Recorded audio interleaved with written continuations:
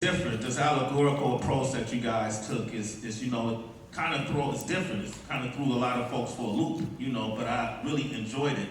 How did y'all come up with this concept? Well, first I also want to give a shout out to the writer of the episode, Gabe Fonseca. I think he's in the audience. And the director of the episode, Matthew Ross, I think he's in the audience too. This is something we talked about. I mean, what's been beautiful about this is that almost everything you see from season 1 to 3 is stuff that we talked about before season 1. So we always talked about, like, okay, when we get to these albums, which, you know, so I was born after that. I mean, before 1993, so I was a fan, and they always listened. I listened to them. We listened to them like movies. Like we received them like movies. So it's like, all right, when we get to the point of the story, we're lucky to tell the story of these solo albums. One, we want to tell them like that. Two, you know, how many times you would want to see people record? I mean, we've done that a lot in the show, and you know, I think it would be a disservice to do a show about the Wu-Tang Clan and not approach it like Wu-Tang's music, just to take chances, to do risky things and be creative. And so, you know, we've talked about doing that from day one. And also without, as when Gabe was writing this episode, more people died at first. And I was like, hold on, let's break it back a little bit, you know what I mean? But to give you the entertainment, to give you what a hip hop album does, and to be able to still never lose the through line of what the story of the season is. Okay, so I'm curious to the actors. I'll start with you, Siddiq. You played Ghostface Killah. Okay, Tony Starks. Were you aware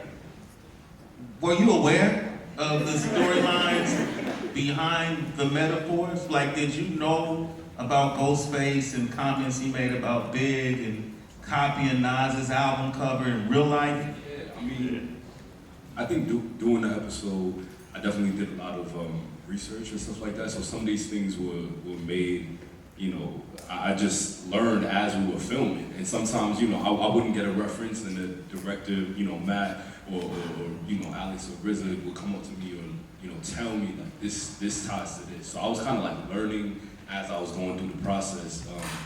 But it's also just, that type of shit is like, excuse me, that type of stuff is cool for me because like as an actor, like my approach is really just looking at the script, like looking what's on the page, you know? So certain things might like go over my head, but also like I'm trying to live truthfully under those circumstances, whether or not I know where exactly it's coming from. So when I learn some shit and I'm like, oh, like this connects to that, then it kind of deepens my connection to it.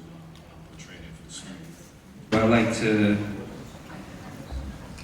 to find a part of myself when I'm acting, you know. My approach is to be as real and believable and as grounded as possible, as rooted as possible, so you feel like you're meeting me. You know, in order for me to do that, I can't be acting. And so it was very important to meet Ray at the start of all of this and pay attention to those things that it's just in him. Like, you know what I mean? It's just how he pay attention to those things. And that way, whatever Gabe wrote or you guys came up in the writer's room, it didn't matter. It was like, if we talking like this, that's what it is, but what exactly is the scene? So I can be like this in that scene, you know what I mean? I approach it like that with every character, you know? So in this specific episode, I was Lex Diamond. That's what I meant when I said I'm not even playing Ray, because I ain't put on the voice as deep as when I'm, you know, episode 1, 2, 3, 4, 6, the rest of the ones. Well, not 6. By the way, give them a round of applause for that dress.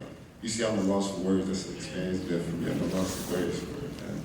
Because, like, you know, I looked up to the RZA. I used to make music in Philadelphia, and we mocked our whole thing after Wu-Tang, so it was a full manifestation in real life. To see it come true is just amazing. Yeah. When you play a role so well, do you take a piece of that person with you even after the set? Do you find yourself? Like, I might have had it before I even started. That's why they cast it.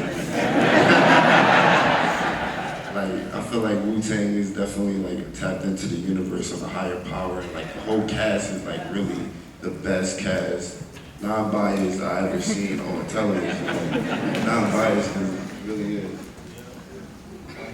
Marcus, Yes, sir. What's up, man? I know Power personally. That's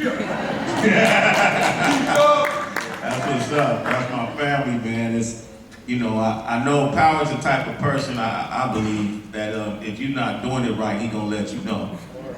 That's a fact. Has he ever let you know? What'd he say to you? Yeah, I mean, well, first of all, I can speak to like the first time I met Power. The first time I met him was on set. We were like, it was season 1. We were about 7 episodes in, right? And I felt like everybody in the cast met who they were playing. I'm like, yo, Siddiq was like, yeah, I met Ghost the other day at a dinner. I said, yo, so where Power at? You know what I mean? I'm going around talking to people. Every time I talk to somebody that knows Power, they're like, oh, you ain't meet P? Yeah, well, you gotta meet P, da da da da. So I finally met him, and the way I met him was I get a text message out of nowhere that said, yo, what's up? This is OG Power. I'm like, okay, what's up? Then I get a phone call. Then we get on the phone. I was on set. We had to pause production because it was raining crazy. We get on the phone. We spoke for like 3 hours. The first conversation we ever had. We spoke for like 3 hours. Then we get off the phone. Lunch happens. Then I get a knock on the door. I said, who's at my trailer right now? I'm in Staten Island. It's raining. Like, who's knocking on my trailer right now? I open the door, and it's Power again. Power comes in, I'm like, yo, oh shit. Can we curse in here? It's too late, man. Okay. So you got a Wu-Tang screening that's gonna be, you know how it is, so boom, right? He comes in, we talking, and we like catching up, and it was like, yo, like meeting him and talking to him was like, oh shit, like this is, I'm talking to the person I'm playing. It was a very surreal moment. And then, of course, the first thing I asked was, yo, am I doing it right? Do I got it right? And he was just like, yeah, you know, like, he never gave me a pointer. He never gave me, yo, do it like this, do it like that. It was never like that.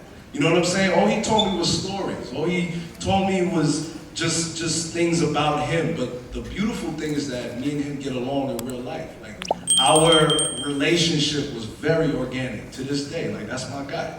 So.